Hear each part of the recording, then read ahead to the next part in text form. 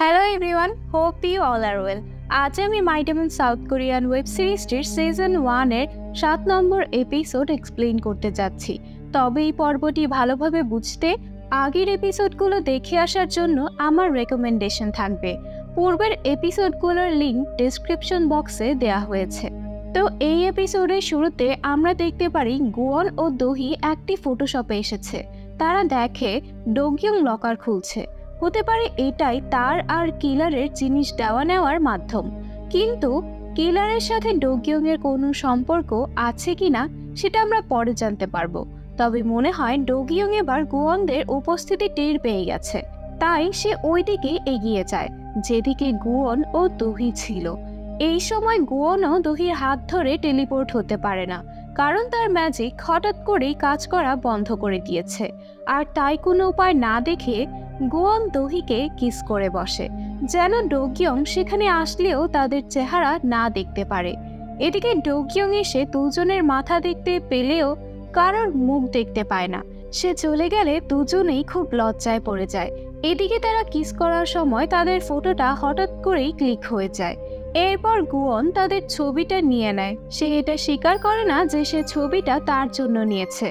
সে বলে ডোগিয়ংকে এটা দেখতে দেওয়া যাবে না, সেজন্য নিয়েছে।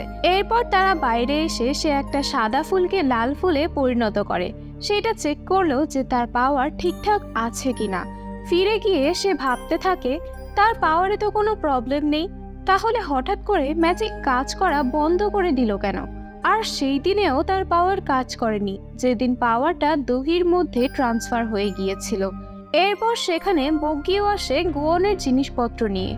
এত জিনিসপত্র দেখে দোহি বলে গোয়নের জিনিসপত্র নিয়ে এসেছে না, গোটা সানুল ফাউন্ডেশন অর্থাৎ তার অফিসটাকেই তুলে নিয়ে এসেছে। আর এত জিনিসপত্র আনা হয়েছে যে দোহির ঘরেও জায়গা হচ্ছিল না। তখন সে দোহির ঘরে নানান জিনিসপত্র ঢোকাতে চায়। দোহি বলে একদম না, তোমার প্রয়োজনীয় জিনিসগুলো রেখে বাকিগুলো ফিরিয়ে দাও। গোয়ন বলে প্রত্যেকটাই আমার প্রয়োজনীয় জিনিসপত্র, তোমার ঘরের জায়গা এত ছোট কেন? দোহি বলে আমার ঘরের জায়গা ছোট নয়, তোমার জিনিসপত্র প্রচুর। গোয়ন বলে এখানের প্রতিটা জিনিসপত্রই আমার সংস্কৃতিকে রিপ্রেজেন্ট করে। এটা শুনে দোহি এবার রেগে তাকে ঘর থেকে বের করে দেয়, তার চপ্পলগুলো ছুঁড়ে দেয় এবং বলে তুমি তোমার এই সংস্কৃতিগুলো নিয়েই থাকো। গোয়ন বলে তারও তো একটা সম্মান আছে নাকি, বলে সে গাড়িতে গিয়ে বসে থাকে। এরপর সেকুনকে দেখানো হয় সে গোয়নের সানুল ফাউন্ডেশনের ব্যাপারে আর্টিকেলস পড়ছিল। সেখানে সে কিছু তথ্য পায় এবং সেখানে সে 1977 সালের একটি ছবি পায় যেখানে গোয়নও ছিল। সে তখনই দোহির কাছে আসে এবং বলে তুমি কি গোয়নের সম্পর্কে সবকিছু ভালোভাবে জানো? তাকে বিয়ে করার আগে কি তার সম্পর্কে ভালোভাবে খোঁজখবর নিয়েছিলে? দোহি তখন বলে তুমি কি গোয়নের ফ্যামিলি আর এডুকেশন নিয়ে কথা বলছো? অতঃপর সেকুন দোহিকে সেই ছবিটা দেখায় আর বলে এই লোকটিকে পুরোপুরি গোয়নের মতোই লাগছে। দোহি কথা ঘুরানোর জন্য বলে আরে এটা তো গোয়নের দাদার ছবি, একেবারেই গোয়নের মতো দেখতে, তাই না? কিন্তু সেকুনের সন্দেহ তখনও থামেনি। বাহিরে আমরা গোয়নকে দেখতে পাই যে গাড়ির ভেতরে বসে একটি নিউজ দেখছিল, কিন্তু নেটওয়ার্ক প্রবলেমের কারণে সে ওই নিউজটি ঠিকভাবে দেখতে পারছিল না। এজন্য সে ফোন গাড়ির বাহিরে রেখে নেটওয়ার্ক চেক করতে থাকে। তখনই সেকুন দোহির বাসা থেকে বাইরে আসে এবং যাওয়ার সময় সেখানে গোয়নকে দেখতে পায়। এরপর সেকুন তখন তার কাছে যায়। গোয়ন তাকে দেখে জিজ্ঞেস করে তুমি এখানে কি করছো? সে বলে আমি দোহির সাথে কিছু জরুরি কথা বলতে এসেছিলাম। গোয়ন তখন জিজ্ঞেস করে কিসের জরুরি কথা? সেকুন তখন তাকে ড্রিঙ্কস করার অফার করে, কিন্তু গোয়ন এটিতে মানা করে দেয়। সেকুন তখন বলে তুমি কি জানতে চাও না আমি দোহির সাথে কি কথা বলেছি? এরপর গোয়ন তার সাথে যায়। সেকুন তাকে বলে তুমি মানুষ নও, তাই না? তুমি কি ভ্যাম্পায়ার? গোয়ন বলে ওই তুচ্ছ মশাগুলোর সাথে তুমি আমার তুলনা করছো? তারপর সেকুন বলে যদি আমি কোনোদিন বুঝতে পারি যে তুমি দোহিকে হার্ট করেছো, তাহলে আমি তখনই তোমার প্রতি অ্যাকশন নিব। যেভাবে একটা উইপোকার জন্য গোটা কাঠের বাড়ি পড়ে যায়, সেভাবে সে গোয়নের পেছনে পড়ে থাকবে। গোয়ন বলে ডোন্ট ওয়ারি, আমি কংক্রিটের তৈরি। আর এই বলে সে সেখান থেকে চলে যায়। এরপর গায়ংকে দেখানো হয় যে ড্রিঙ্ক করে মাতাল হয়ে রাস্তা দিয়ে হাঁটছে। গোয়নের বিয়ে হয়ে যাওয়ার কারণে সে খুব দুঃখ পেয়েছে। সে তার ছোটবেলার কথা ভাবে। তার বাবা ড্রিঙ্ক করে তাকে খুব মারধর করত। সেই ভয়ে সে লুকিয়ে পড়ে। তার বাবা তাকে মারতে সেখানেও এসে পড়ে। তখনই গোয়ন চলে আসে, যার সঙ্গে তার বাবা 10 বছর আগে টাকার জন্য ডিল সাইন করেছিল।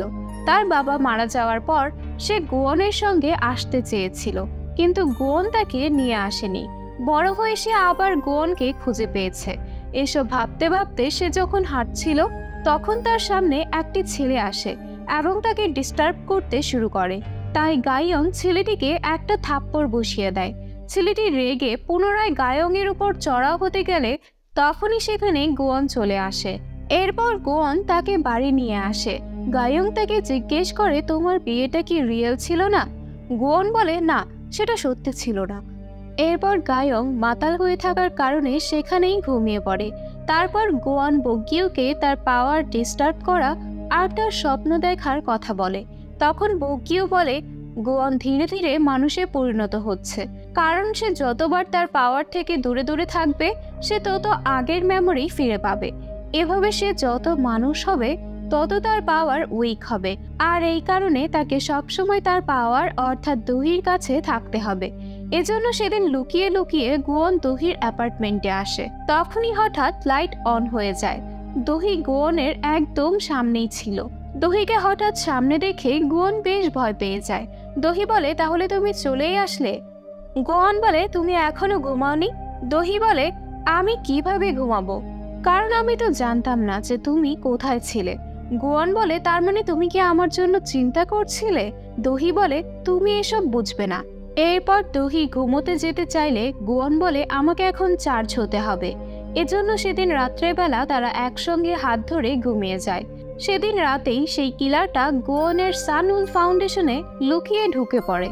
সেও গোয়নের ঘড়ির এত কালেকশন দেখে অবাক হয়ে যায়। এরপর সেই কিলারটা একটি স্থানে একটা রেকর্ডার বসিয়ে দেয় তাদের সব কথাবার্তা শোনার জন্য। সেই সাথে গোয়নের ডেমন ম্যানুয়ালটাকেও চুরি করে নেয়। দেখা যায় এর পরের দিন একটা লোক টাকা খেয়ে একটা মিথ্যা নিউজ ছড়িয়ে দেয়। সে বলে সমস্ত সম্পত্তি এবং মীরা গ্রুপের চেয়ারম্যান হবে বলে দহি নিজেই ম্যাডাম জুকে মেরে ফেলেছে। আর এই খবরটা বাতাসের মতো ধীরে ধীরে পুরো ইন্টারনেটে দ্রুত ছড়িয়ে পড়ে। দহিরাও ভাবতে বসে পড়ে যে এখন কি করা যায়। দহির অ্যাসিস্ট্যান্ট মিস সিন বলে, দহি এবং গোয়নের বিয়ের দিন মিস্টার নো সুকমিনকে বলতে শুনেছে যে দহির বিয়ের পর তার জন্য একটা বিশাল সারপ্রাইজ অপেক্ষা করছে। এইসব শুনে এবার এটা তো বোঝা যায় যে কে এসবের পেছনে রয়েছে, কিন্তু তার আগে এই নিউজটাকে নেভানো জরুরি। এরপর সবাই সেখান থেকে চলে গেলে তারা ম্যাজিকের মাধ্যমে টেলিপোর্ট করে চলে যায়। তখন সেগুন আবার ফিরে আসলে তাদের দেখতে না পেয়ে শিওর হয়ে যায় যে এই গোয়নের মধ্যে কিছু তো একটা ব্যাপার অবশ্যই আছে। এরপর তারা আসে সেই লোকটার কাছে যে সেই মিথ্যা নিউজটাকে ছড়িয়ে দিয়েছিল। গোয়ন বলে, তোমার কি চাই? লোকটা বলে, নেম, ফেম আর মানি। আর তাই গোয়ন তাকে ব্যাংকে নিয়ে যায়। সেখানে অনেক টাকা দেখে সে ভাবে এই সবই তো তার। দহি বলে, টাকা পেয়ে গেছো, এবার আমরা তোমাকে এখানেই ছেড়ে যাব। কাল সকালে ব্যাংকের লোক দরজা খুলবে আর তোমাকে দেখতে পাবে। এরপর পুলিশ তোমাকে ধরে নিয়ে যাবে। তোমার ফটো টিভিতে দেখানো হবে। এভাবে তুমি নেম আর ফেম দুটোই পেয়ে যাবে।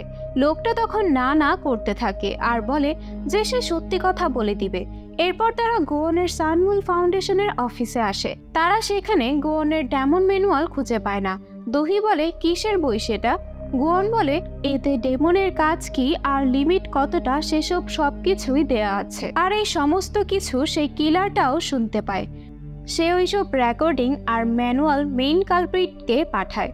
মেইন কালপ্রিট তাকে অর্ডার দেয় যে গোয়নকে আগে মারতে, তা না হলে দহিকে মারা যাবে না। এরপর তারা সেখান থেকে আসছিলই, সেই সময় সেই গুন্ডাগুলো আসে। গোয়ন এবার পালাতেও পারে না, কারণ তার ম্যাজিক আবারও কাজ করা বন্ধ করে দিয়েছে। তবে এইবার তারা গোয়নকে মারতে আসেনি, এবার তারা গোয়নকেই বস বানাতে এসেছে। গোয়ন তো কোনো রকমে তাদের থেকে পালিয়ে আসে। দহিকে বাড়ি পৌঁছে দিয়ে গোয়ন আবার আসে এখানে গায়ং এর সাথে দেখা করতে, কারণ এখানে গায়ং এর স্টেজ পারফরমেন্স ছিল আর মিডিয়াও আছে। অ্যাজ এ ডিরেক্টর তাকে এখানে থাকতে হবে। দহি বাড়িতে গোয়নের জন্য কেক বানায়। এরপর তখন দরজায় বেল বাজলে দহি ভাবে গোয়ন এসেছে, কিন্তু দরজা খুলতেই দেখে সেখানে পুলিশ এসেছে তাকে অ্যারেস্ট করতে, কারণ তার উপর ম্যাডাম জোকে হত্যা করার চার্জ করা হয়েছে। মিস সিন গোয়নকে কল করে এসব বলতেই গোয়ন তাড়াতাড়ি করে আসতে চায়, কিন্তু রাস্তায় সেই কিলারটা তাকে ছুরি দিয়ে আঘাত করে বসে। গোয়ন অত্যন্ত ব্যথায় মাটিতে লুটিয়ে পড়ে, তার মুখ দিয়ে রক্ত বেরিয়ে আসে। এই সময় সে একমাত্র দহির কথাই ভাবতে থাকে। সে মারা গেলে দহির কি হবে। আর এই দৃশ্যের সাথেই আজকের এপিসোড এইখানেই শেষ হয়ে যায়। তো গোয়ন কি পারবে এবার রক্ষা পেতে? কারণ তার কাছে তো তার কোনো পাওয়ারই এখন ছিল না। সেদিকে দহিও এখন পুলিশ স্টেশনে রয়েছে। তাহলে এবার তাদের পরিণতি কি হতে চলেছে সেটা আমরা পরবর্তী এপিসোডে জানতে পারবো। পরের এপিসোডগুলো দেখতে হলে আমার চ্যানেলটিকে সাবস্ক্রাইব করে রাখার অনুরোধ রইল, যেন আমি ভিডিও আপলোড করার সাথে সাথে আপনাদের কাছে নোটিফিকেশন চলে যায়। আর ভিডিওটি ভালো লাগলে একটি লাইক করে যাবেন। তো আজ এইটুকুই, দেখা হবে পরবর্তী ভিডিওতে। Till then take care everyone.